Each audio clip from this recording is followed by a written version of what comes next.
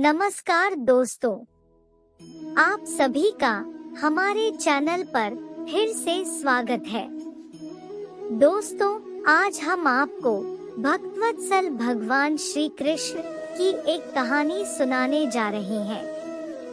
कहानी सुनाने से पहले आपसे अनुरोध है कि आप हमारे चैनल को सब्सक्राइब करके हमारा सहयोग अवश्य करें। यह बात महाभारत के युद्ध के समय की है। कुरुक्षेत्र को विशाल सेनाओं के आने जाने की सुविधा के लिए तैयार किया जा रहा था। बड़े हाथी पेड़ों को उखाड़ने और जमीन साफ करने के काम में लगाए गए थे। उनमें से एक पेड़ पर एक चिड़िया का घोंसला था, जिसमें वह चिड़िया अपने 4 बच्चों के साथ रहती थी। जब उस पेड़ को हाथी ने उखाड़ा तो उस छोटी सी चिड़िया का घोंसला जमीन पर गिर गया। चिड़िया डर गई कि उसके बच्चों को कुछ हुआ तो नहीं, परंतु आश्चर्य की बात थी कि उसके बच्चे अनहोनी से बच गए थे, परंतु अभी बहुत छोटे होने के कारण वे उड़ नहीं पा रहे थे।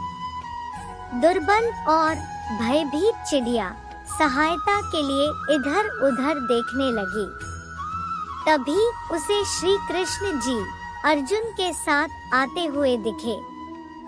वे दोनों युद्ध के मैदान की जांच करने और युद्ध के आरंभ से पहले जीतने की रणनीति बनाने के लिए वे वहां पहुंचे थे।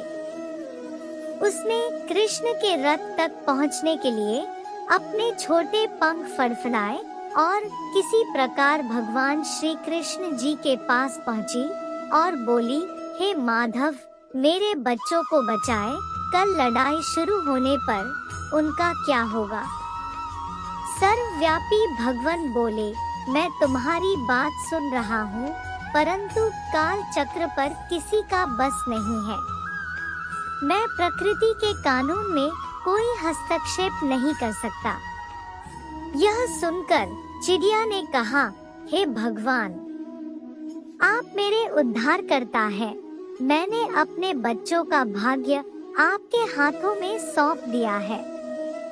अब आप सोचें उनके साथ क्या करना है। भगवान ने चिड़िया की ओर देखा और बोले, अपने घोंसले में 3 सप्ताह के लिए भोजन का संग्रह करो। चिड़िया ने अपने पंखों को कुछ क्षणों के लिए फैलाया और वह अपने घोंसले में वापस चली गई।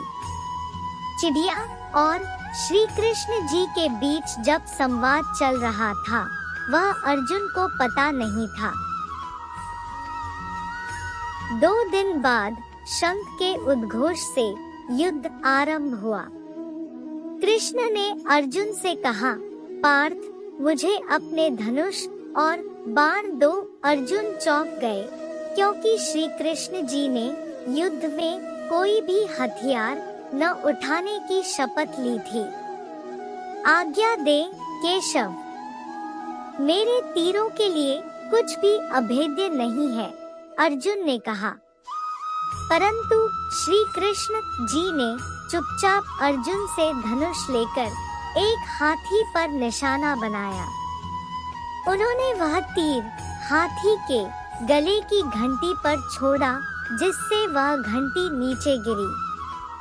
अर्जुन ने सोचा कि केशव एक आसान सा निशाना कैसे चूक सकते हैं। उसने पूछा, क्या मैं प्रयास करूं? श्री कृष्ण ने अर्जुन को धनुष वापस देकर कहा कि कुछ और करना आवश्यक नहीं। परंतु जिज्ञासु अर्जुन ने पूछा, केशव, आपने हाथी को तीर क्यों मारा? वे बोले, क्योंकि इस हाथी ने उस पेड़ को गिराया था जिस पर चिड़िया का घोंसला था। कौन सी चिड़िया? और हाथी की भी गले घंटी ही टूटी, यह कैसा दंड है? अर्जुन ने पूछा। परंतु अर्जुन का प्रश्न टालकर श्री कृष्ण जी ने उन्हें शंख फूंकने का निर्देश दिया। युद्ध शुरू हुआ। अगले 18 दिनों के युद्ध में पांडवों की जीत हुई। जीत के बाद एक बार श्री कृष्ण जी अर्जुन को अपने साथ उसी क्षेत्र में भ्रमण करने के लिए ले गए। जंग का मैदान शवों से, बेजान सीढ़ियों और हाथियों से भरा पड़ा था। चलते चलते श्री कृष्ण जी एक निश्चित स्थान पर रुके और एक घंटी जो कि हाथी के गले बांधी जाती थी उसे देखकर विचार करने लगे। उन्होंने कहा, अर्जुन, क्या आप मेरे लिए यह घंटी उठाएंगे और दूसरी ओर रख देंगे? अर्जुन के समझ में नहीं आया कि इतने विशाल मैदान में श्री कृष्ण जी केवल उस धातु के एक टुकड़े को रास्ते से हटाने के लिए क्यों कहेंगे। हाँ, यह घंटी श्री कृष्ण जी ने दोहराया। यह वही घंटी है जो हाथी की गर्दन पर थी और जिस पर मैंने तीर मारा था। यह सुनते ही अर्जुन तुरंत वह भारी घंटी उठाने के लिए नीचे झुके।